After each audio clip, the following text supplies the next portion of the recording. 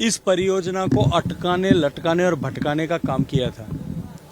लेकिन माननीय प्रधानमंत्री जी के मार्गदर्शन में उनके दिए गए सुझाव के अनुरूप दोनों राज्यों के बीच में इसे नदी जोड़ने की परियोजना के रूप में चिन्हित कर दोनों राज्यों में सहमति बनाने में सफलता प्राप्त हुई है।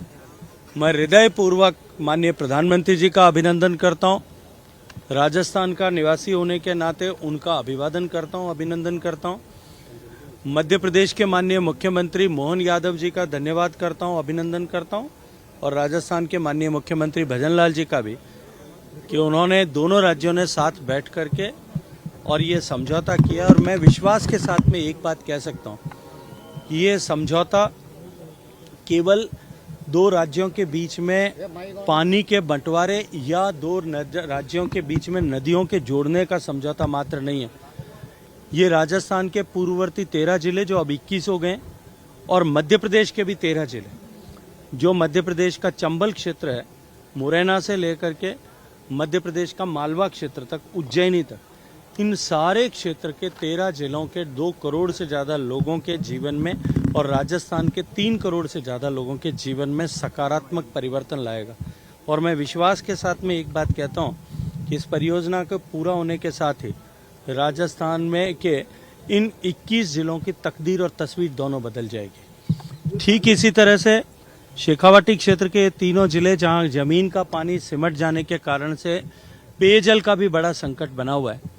हरियाणा जो पिछले 21-22 साल से हथनीकुंड बैराज से ताजेवाला हेड से पानी देने को मंजूरी नहीं दे रहा था, मैं अभिनंदन करता हूं एक बार फिर देश के गृह मंत्री और माननीय प्रधानमंत्री जी का, कि उनके हस्तक्षेप से हरियाणा के माननीय मुख्यमंत्री जी ने सहृदयतापूर्वक विचार करते हुए हरियाणा के हितों को किसी भी तरह से कॉम्प्रोमाइज किए बिना भारत सरकार के जल शक्ति मंत्रालय के सुझाए गए फार्मूलाए के आधार पर उन्होंने ये स्वीकृति प्रदान की है। और मैं ये मानता हूं कि ये निश्चित रूप से गेम चेंजर होने वाली है। राजस्थान के माननीय मुख्यमंत्री और हरियाणा के सम्मानीय मुख्यमंत्री जी का मैं इसके लिए भी उनका धन्यवाद ज्ञापित करते हुए उनका अभिनंदन करता हूं। कब तक आ जाएगी योजना? देखिए, दोनों योजनाओं के फाइनल डीपीआर बने, उसके ऊपर काम शुरू हो गया, बहुत तेज गति से काम हो रहा है। दोनों ही क्षेत्रों में हमने बहुत कम सीमित समय दिया है कि तुरंत इस पर डीपीआर बने। डीपीआर बनने के साथ ही इस पर कैबिनेट में अप्रूवल करा करके इसको पर काम शुरू होगा।